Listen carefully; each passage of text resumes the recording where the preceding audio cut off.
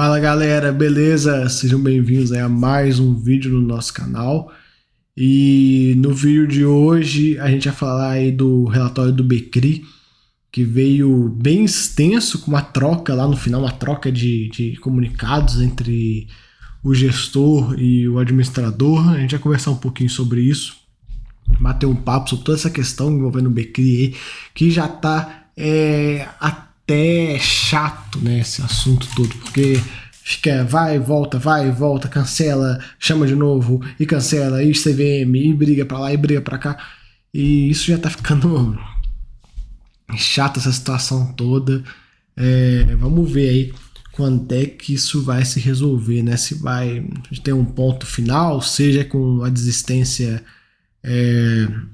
definitiva, ou seja, chamando a assembleia, enfim, esse negócio vai se arrastar bastante.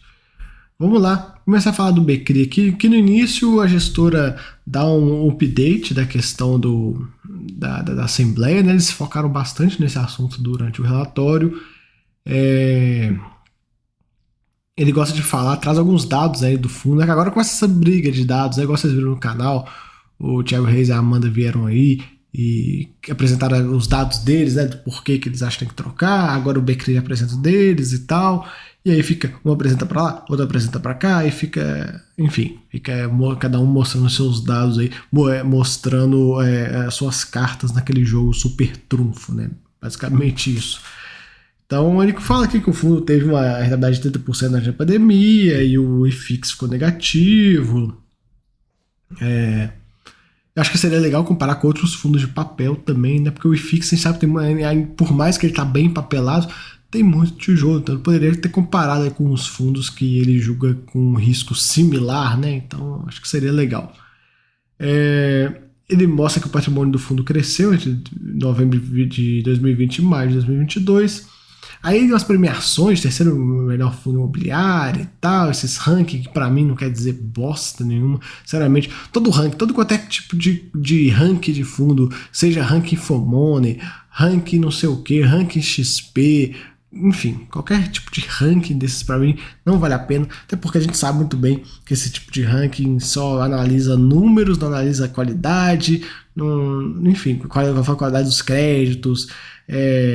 Enfim, é aquele tipo ranking, tipo assim, PVP, yield, quanto que pagou e tal. E pra mim, galera, esse tipo se você se baseia nesse tipo de informação para definir o que você vai comprar dos seus fundos imobiliários baseado num ranking desses aí, seja quem for, você está fazendo algo muito errado.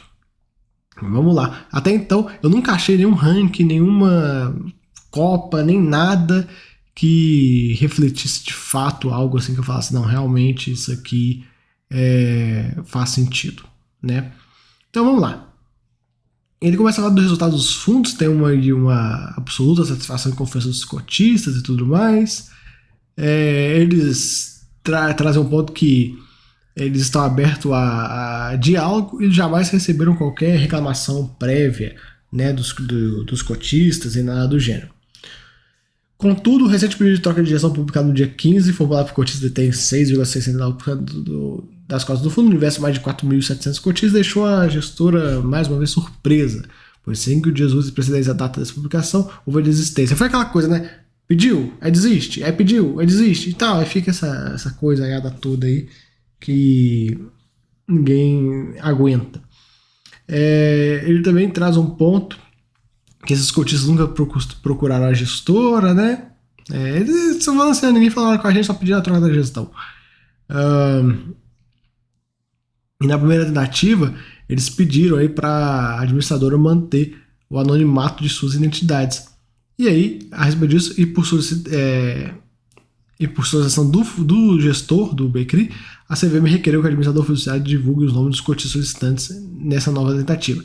Aí a gente entra em um problema muito grande, porque a gente entra no ponto que como é que eles vão divulgar nomes, CPF, quantidade de cotas de forma pública assim, das pessoas na internet. E tem questão também que envolve lei geral de proteção de dados e tal, enfim. Querendo ou não, juridicamente isso é uma coisa bem delicada aí que pode deixar muita margem para rolo, né?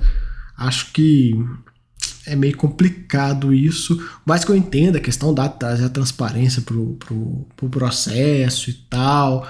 Acho que seria interessante, mas também não tem como você divulgar, tipo, José Fulano de Tal, CPF 12345, tem 2 milhões de reais em cotas. Se eu não me engano, essa quantidade de cotas aí dá uns 5 a 10 milhões de reais. Enfim, tem X milhões de reais. Ah, Ciclano tem tantos milhões de reais. Enfim, eu acho que ninguém ia querer a sua quantidade de dinheiro, assim, colocada a público. Enfim, mas não sei que maneira que eles vão fazer isso.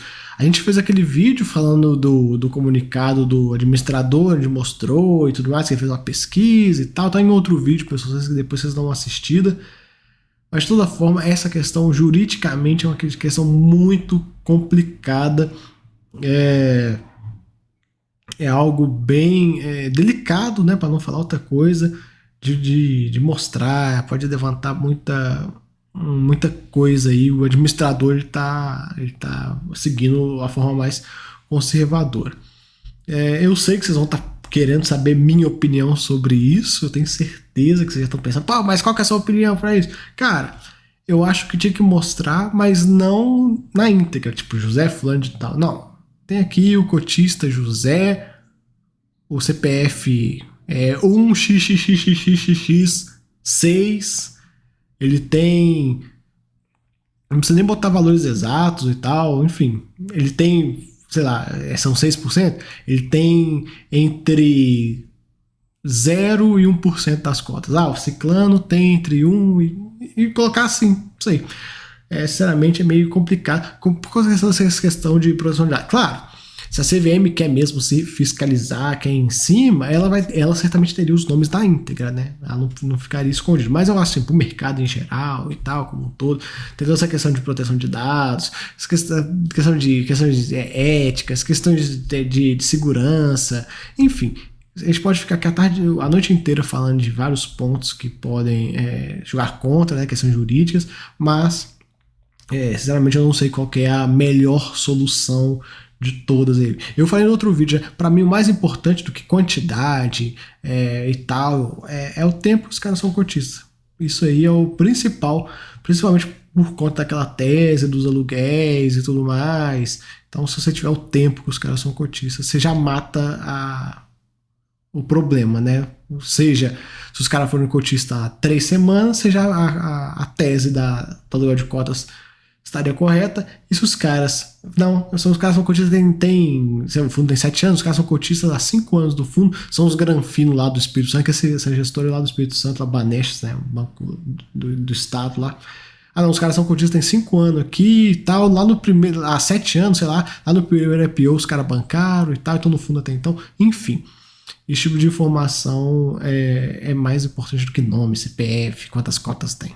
Pelo menos a minha visão. De toda forma, a gente já conversou bastante disso, que foi... teve o primeiro pedido, aí ele foi cancelado, aí pediram de novo, aí agora foi cancelado. Então a gente vai ver se tiver um terceiro pedido, a gente faz um vídeo falando do terceiro pedido também. Ele soltou vários anexos aqui, então a gente conversa, todos eles enviados da Banestes, que é as gestoras, para a BRL Trust. Então a gente vê aí.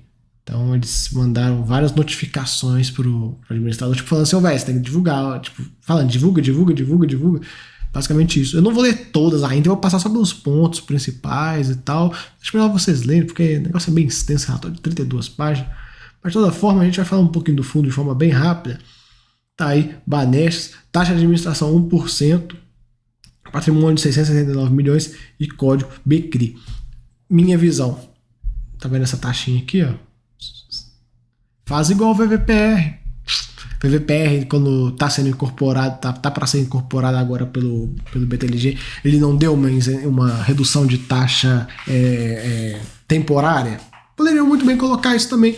Eu acho que nesse tipo de momento tem que mostrar, tem que fazer acontecer. Então, acho que seria um movimento, pensando com a cabeça do cotista. Eu não sou cotista, mas enfim, eu gostaria de ver um movimento como esse. Falar, não, beleza, vamos manter? Cara, nós vamos reduzir a taxa aqui um pouquinho e tal. Joga aí 0,8, 0,7, 0,5, enfim. Vamos reduzir a taxa aqui até o final do ano, esse semestre inteiro aqui, mostrar um alinhamento aí com o nosso cotista. Vamos lá, gente, volta na gente pra gente continuar aqui e tal. Enfim, acho que esse seria o primeiro ponto já de cara. Eu acho que todo fundo que tá para ser incorporado, pessoal, tinha que lançar isso de cara. Você já ganha os cotistas, já pega os cotistas, vem cá, meu filho, senta aqui. Então, enfim, pelo menos a minha visão. Aqui na DRE não tem muito o que falar, né? Ela é bem resumida, né? O fundo pagou 1,47, utilizou um pouquinho das reservas para completar esse valor.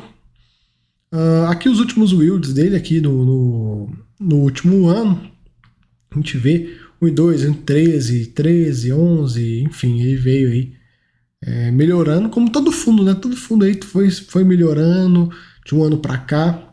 Vamos acompanhar como é que vai ser na questão da deflação, né? Como é que esse fundo vai trabalhar nesse segundo semestre. Aqui os yields em porcentagem, né? Veio subindo bem. Carteira de CRI deles. E agora é um ponto interessante, pessoal, que a gente vai conversar. Vocês lembram do CRI Scanix? Que deu lá o vencimento antecipado, que eu noticiei há meses atrás? Acho que vocês lembram desse vídeo. Quem não assistiu, eu fiz um vídeo mostrando. Eles colocaram, né, um comunicado no relatório, tempos atrás, falando que teve investimento antecipado, essa operação assim assado e tal. E desde então, nada havia sido comentado desse ponto. Ficou todo mundo quieto, ninguém falou mais nada, passou, aconteceu e não deram nenhum update. Nesse relatório eles deram um update da situação, que é bem interessante. Pessoal, reforço o que eu já falei em outros vídeos e vocês não devem ter assistido aí porque são vídeos gravados, vão sair durante os dias, mas enfim. Quando eu venho aqui pro canal e mostro uma assembleia de um CRI, um investimento antecipado, mostro para você todos os documentos, falo, explico e tal, faço aquela linha do tempo, eu quero transparência dos gestores. Eu quero que quando um CRI der problema, todo santo mês tenha lá um update, nem que seja de uma linha. Quem fez isso de forma muito boa, e olha que eu não gosto desse fundo, hein? Foi o MXRF lá em 2016. MXRF em 2016, pessoal, vocês podem pegar os relatórios, eu já gravei vídeo disso. Começou a estourar um monte de default, foram 5 de uma vez, pá. E aí tinha uma página do relatório, atualizações sobre as operações ABCDE. E aí eles colocavam, nesse CRI, nesse mês aconteceu isso, nesse CRI, nesse mês aconteceu isso, nesse aqui aconteceu isso. E muitas vezes o texto era até Ctrl-C, Ctrl-V, porque não tinha acontecido nada. Então ficou assim, até hoje tem. Começou lá em 2016, vocês podem abrir aí o relatório da MXRF e ver. Então assim, por mais que eu não sou fã da MXRF, nisso ele deu exemplo para todo mundo, porque ele colocou o update da situação, de um problema, e tá lá, todo santo mês ele coloca. Tá de forma extremamente clara para você. Não tem nada aquela coisa de tipo assim, não, isso aqui aconteceu, passou e nunca mais se fala do assunto. Não. Tem que falar todo mês. Minha visão. Tem que ter uma seçãozinha no relatório para falar. Default. Vamos lá. Nesse CRI aqui, nesse mês ainda estão aguardando advogado. Nesse aqui, cara, tem que ter. E eu fico muito feliz em fazer esse trabalho que eu faço. Por mais que eu sei que... Eu tô até pulando um pouco o vídeo, mas vamos lá, vou mostrar pra vocês. Por mais que eu sei que tem gente que não gosta, é mensageiro do apocalipse, não sei o quê, eu caguei, vou continuar falando. Por quê? Porque quem lembra, naquela live que eu fiz com o Thiago Reis e tudo mais, com a Amanda, eu falei, putz, e o tal do CRI Scanix, o negócio deu problema e depois nunca falaram mais nada do CRI. Tá aqui, ó. E tanto que quando uma das lives do gestor, eu vi uma galera comentando, e o CRI Scanix, ele deu default mesmo, e tal, muita gente nem sabia, nem se tocava do assunto. Então, quando eu venho pra cá, faço um vídeo mostrando a situação desde o marco zero até acontecer, e explico, e bato na gestão quando eles não colocam e tal, igual foi no vídeo do Ari 11, pra ter isso aqui, ó. Pra ter isso aqui, pra ter igual o relatório da HCTR, que dedicaram um parágrafo falando do Carvalho, e tantos outros fundos que colocaram coisa do Carvalho. Eu venho pra cá pra isso, pra falar da situação, pra falar de assuntos aí que são mais espinhosos, que a grande maioria dos youtubers, analistas e tal, não gostam muito de falar, né, porque ninguém quer se indispor e tal, eu já tô cagando, eu vou me indispor com quem for, se tiver que falar, vocês já me conhecem. Então é para isso aqui, ó. Quando eu falar de CRI problemático e tal, é para isso aqui, ó. Para esse parágrafo. Quando eu vejo um parágrafo igual esse aqui, igual eu vi no relatório da HCTR, igual eu vi em tantos outros fundos, FEX, BTCR, todo mundo falando do Carvalho, é isso. Eu falo assim, pronto, meu trabalho como um cotista ativista foi bem feito. Que eu fiz os gestores pegarem e gastarem dedo escrevendo sobre o problema. Então, quando eu vejo isso aqui, eu fico muito feliz de ver que a gente está conseguindo cumprir com o que a gente veio, com o que eu vim fazer, me dispor a falar aqui no YouTube. Isso aí é o ponto que eu já falo bastante e com quem é membro e tal, mas, cara, eu vim, se eu tiver aqui no canal fazendo menos do que eu faço atualmente, eu não vou perder meu tempo fazendo isso. Eu não vou perder meu tempo. Então, galera, a ideia é essa. Vamos lá, vamos voltando aqui, beleza? Vou rebobina.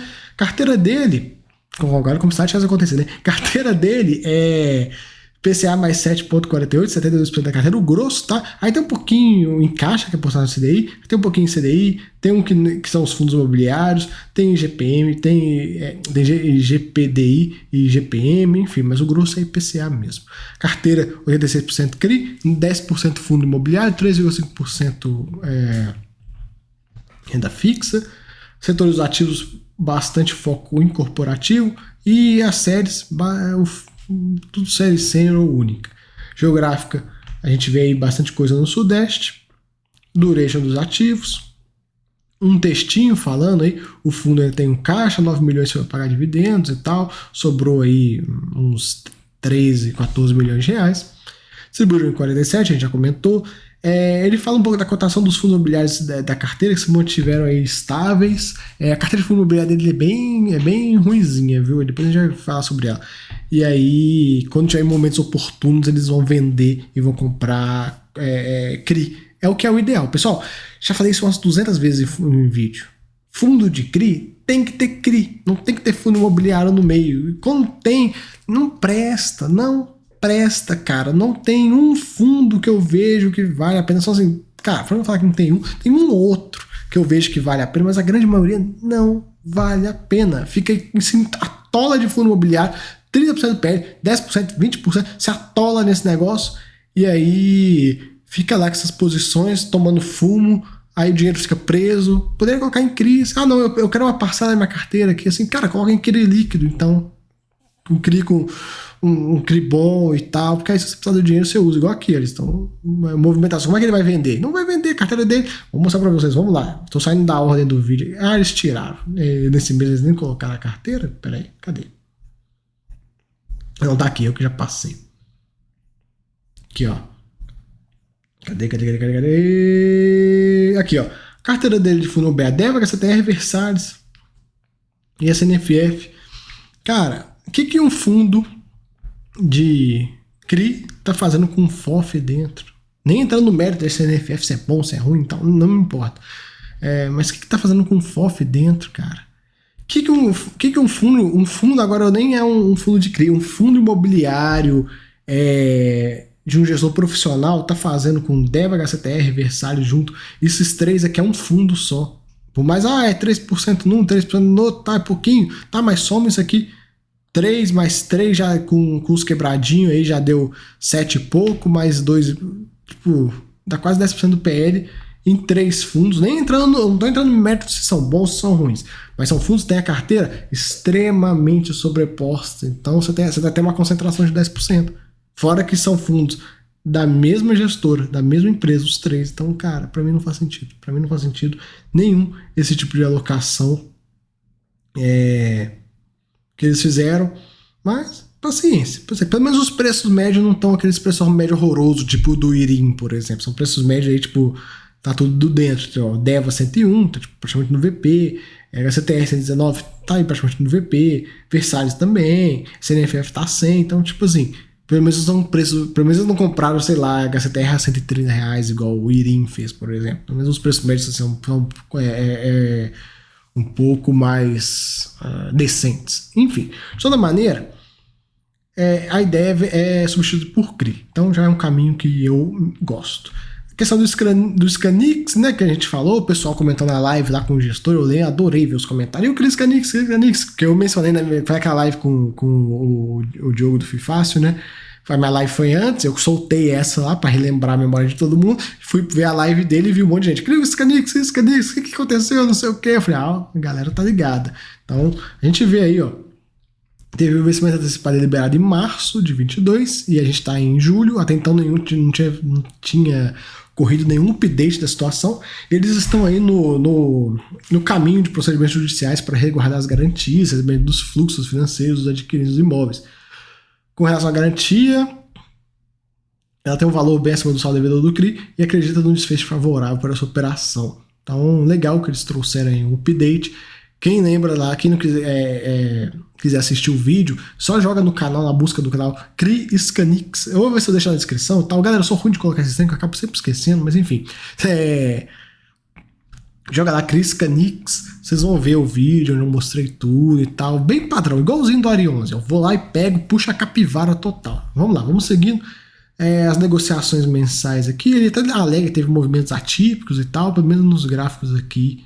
Eu não vejo nada muito atípico, mas nesse gráfico aí, enfim. Aqui começa a troca de e-mails. Pessoal, não vou passar por tudo, porque, cara, vai ficar cansativo pra caramba. Mas basicamente eles enviando pro administrador. O pessoal da CVM tá em cópia, né, nesses e-mails. A gente vê aqui, ó, na cópia.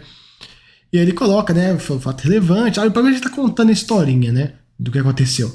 E aí eles colocam, né, que os cotistas pediram para não serem identificados, houve um crescimento do volume de empréstimo, que é tudo que a gente já sabe. Aí eles falam que se pode se tratar de um esquema para induzir os cotistas e tudo mais, processo da forma de conduzida sem identificar caras de transparência, enfim, é muita coisa falando, tipo, vai dar ruim aqui no fundo, você tem que falar e tudo mais. Eu já gravei o vídeo mais completo disso, toda essa parte aqui, tá naquele que eu gravei quando eu falei da Assembleia, se não me engano, o penúltimo, porque o último agora foi do cancelamento, que eu gravei um plantãozinho de notícias, e teve o penúltimo aí que a gente conversou. Já foi vídeo pra caramba só desse assunto, hein? Meu Deus do céu. Enfim. Aí ele fala várias coisas aqui, eu vou correndo, que eu não vou ler tudo, pessoal, aqui com vocês, eu fiz alguns grifos e tal, mas eu não vou ler tudo, porque acaba que é muito cansativo e repetitivo. Então eu sugiro aí que vocês leiam depois com calma isso aqui, mas aqui basicamente os pedidos deles que eles fizeram. Ó. Identificar a identidade dos responsáveis pela convocação, se eles têm alguma ligação com a Suno, para divulgar, né, essa parte, a versão da Banesh, né, a troca de e-mail deles. Tomem providências necessárias para evitar o conflito de interesses e se vai ter quórum qualificado lá para essa assembleia. Eu não vou, como eu falei, não vou passar por tudo, porque acaba que fica muito chato. Vocês viram o vídeo que eu gravei, o antepenúltimo, que foi o que eu falei bem, da resposta da administradora para eles, que falou que fez pesquisa para o CPF, não sei o que, aquela lainha toda. Mas eu não vou, como eu falei, eu não vou passar por tudo. Acaba que é o mesmo texto de forma bem repetitiva. Eu prefiro que vocês leiam depois com mais calma e tal, mais pausadamente, para vocês entenderem um pouco o que o pessoal da gestora tá pedindo, mas basicamente eles estão batendo no administrador, batendo bem, até forte em alguns momentos, pedindo, cara, você tem que mostrar os nomes, a CVM já mandou mostrar os nomes e tal, e fica nessa briga, e agora que cancelou a Assembleia, a gente volta a estaca zero. Aguardo aí uma atualização dos negócios, se vai cancelar de vez, se vai ter de novo e tal, e a gente fica acompanhando. Esse assunto já tá até desgastante, né, pessoal? Vai, volta, tá. Imagina um cara que é cotista que gosta pra caramba desse fundo. Putz, o cara deve estar de saco cheio já nessa situação. Mas, de toda forma, já dei minha opinião aí sobre isso, principalmente sobre a parte de mostrar o nome da galera ou não. Essa questão da incorporação, se é boa ou se é ruim. Eu não vejo muito questão tipo, de opinião quanto a isso, até porque, galera, fundo de CRI. Vamos comparar um pouquinho de uma incorporação de um fundo de CRI uma incorporação do BTLG com o VVPR. BTLG, VVPR e BLCP, a gente pode falar dos ativos, no setor, ativos são bons, ativos são ruins, cotista de um vai ganhar ativos bons, cotista do outro vai ganhar ativos iguais, igual o BLCP, o cara vai ganhar ativos bons, o VVPR vai ficar no 0 a 0 ou até perdendo, porque querendo ou não, o VVPR não é um fundo ruim.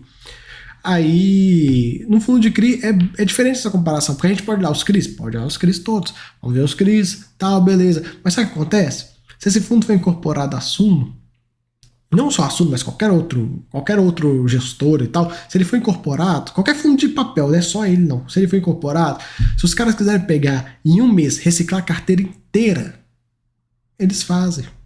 Igual a gente vê aí, por exemplo, Capitânia gira meio bi, vende meio bi, compra meio bi no mês. Então, cara, é tipo assim, beleza, pode ser que eles não consigam girar tudo no mês, mas pode ser que eles consigam em 3 meses mudar tudo, todos os ativos. E aí, tipo, como é que a gente vai falar se foi bom, se foi ruim, porque os ativos X, os ativos Y? Porque o cara simplesmente pode assumir o fundo, né? Seja quem for, seja a Suno, ou seja outro. Estou usando um exemplo hipotético de um fundo de CRI. Um fundo de CRI incorporando o outro. Os caras assumem, aí eles têm um pipeline lá de 400 milhões, totalmente diferente da carteira do fundo que está sendo incorporado, vende tudo, destrava a inflação, para ele vai ser bom para distribuir, pega o principal de volta, vai lá, compra o pipeline, acabou. Então, tipo assim, até para o cotista atual do fundo, dependendo desse pipeline que for jogado para dentro, né, utilizando um exemplo hipotético, pode ser que mude tudo. Então, enfim, fundo de papel, eu já falei isso várias vezes, fundo de papel, ele é meio mutável. Meio não, ele é mutável. Então, fiquem bem de olho com a papelada de vocês, porque de um mês para o outro, de 6 meses para frente, ele pode totalmente mudar a cara dele. Quem não lembra o HCTR, ele